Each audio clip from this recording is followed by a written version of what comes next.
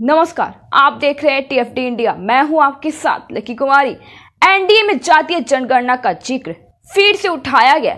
JDU ने TDP की मांग का भी समर्थन किया है।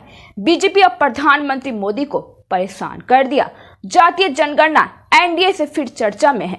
तोदपा ने जातीय जनगणना के पक्ष में बोली है। साथ ही आज जेडीयू ने भी इस मुद्दे पर समर्थन दिया है।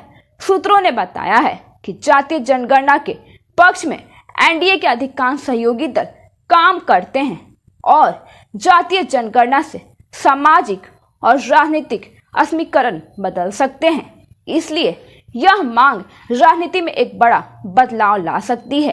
केंद्र में बीजेपी का महत्वपूर्ण सहयोगी टीडीपी और जदयू ने भी इस मांग को उठाकर बीजेपी और प्रधानमंत्री मोदी को चिंतित कर दिया है।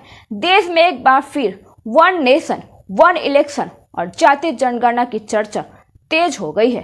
सूत्रों के मुताबिक एनडीए सरकार के मौजूदा कार्यकाल में ही एक देश एक चुनाव लागू होगा। यह भी कहा जा रहा है कि देश भर में जल्द ही जातीय जनगणना कराई जाएगी। बिहार सरकार के पूर्व मंत्री और राज्यसभा सांसद संजय झा ने जातीय जनगणना को लेकर जायज बताया है। वन नेशन वन इलेक्शन पर संजय झा ने कहा कि रामनाथ कोविंद की कमेटी के सामने जदयू के प्रतिनिधिमंडल ने अपनी बात रखी थी। वन नेशन वन इलेक्शन होना चाहिए, हम लोग समर्थन में हैं। संजय झा ने कहा कि हर 4 महीने में देश चुनावी मोड़ में आ जाता है और क्राम प्रभावित होता है। उन्होंने आगे कहा कि वन नेशन वन इलेक्शन जितनी जल्दी उतना ही अच्छा होगा। बिहार सरकार खुद से जातीय जनगणना कराई थी, नीतीश कुमार कराए थे। पूरा देश में जातीय जनगणना होती है तो अच्छा रहेगा। मोदी सरकार भी एक देश एक चुनाव पर बिल लाने की तैयारी में जुटी है। मोदी सरकार अब एक देश एक चुनाव पर बिल लाने की तैयारी कर रही है। बताया जा रहा है कि मोदी सरकार इसी कार्यकाल में इसे लेकर बिल लाएगी। अगर ये बिल कानून बनता है तो हो सकता है कि 2029 में लोकसभा के साथ साथ विधानसभाओं के चुनाव में भी करवा लिया जाए। अगर ऐसा होता है तो 2029 में देश भर में लोकसभा के साथ ही राज्यों के विधानसभा चुनाव भी हो सकते हैं।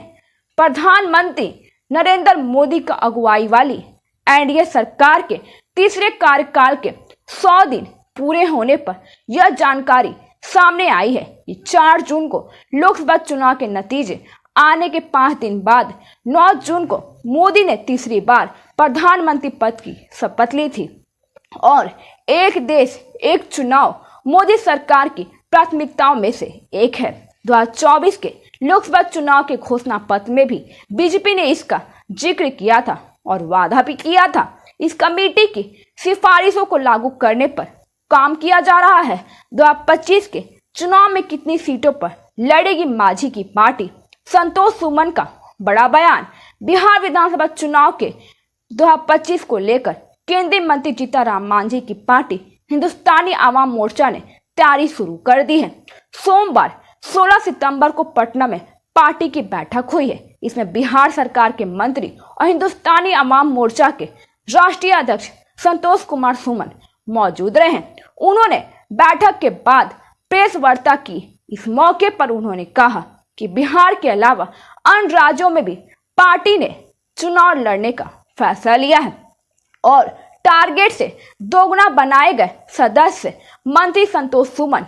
इस बैठक में हिंदुस्तानी आवाम मोर्चा के कई बड़े नेता मौजूद रहे। बैठक में राष्ट्रीय अध्यक्ष ने पार्टी से जुड़े नेताओं से फीडबैक भी लिया है। संतोष कुमार सुमन ने कहा कि आज की बैठक में सदस्यता अभियान को लेकर क्या प्रगति है, इस पर चर्चा हुई है।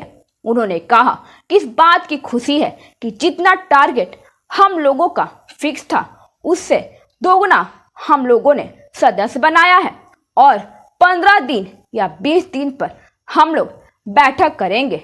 उन्होंने कहा कि गठबंधन में कितनी सीट मिलेगी इसकी जानकारी नहीं है। मंत्री संतोष कुमार सुमन ने कहा कि आने वाले बिहार विधानसभा 2025 के चुनाव में सहयोगियों को अच्छे से मदद कर सके, इसको लेकर चर्चा हुई है। बिहार विधानसभा 2025 के चुनाव में कितनी सीटों पर चुनाव लड़ेंगे, इस सवाल पर मंत्री संतोष कुमार ने कहा था कि दूसरे प्रदेश में भी हम चुनाव की तैयारी कर रहे हैं और अब कितनी सीट हमें गठबंधन में मिलेगी इसकी जानकारी हमें नहीं है। बैठक नहीं हुई है, वार्ता नहीं हुई है, एनडीए की कोई भी बैठक अब तक नहीं हुई है, तो हम कुछ भी नहीं कह सकते हैं। और तेजस्वी यादव ने जासूसी वाले बयान पर भी संतोष कुमार सुमन से प्रतिक्रिया ली है और दी भी है। संतोष सुमन ने कहा कि हमें नहीं लगता है कि सरकार किसी भी नेता की जासूसी करवाती है। उनके पिताजी का शासनकाल था तो क्या वो जासूसी करवाते थे? धन्यवाद। आगे की जानकारी के लिए देखते रहिए TFD इंडिया।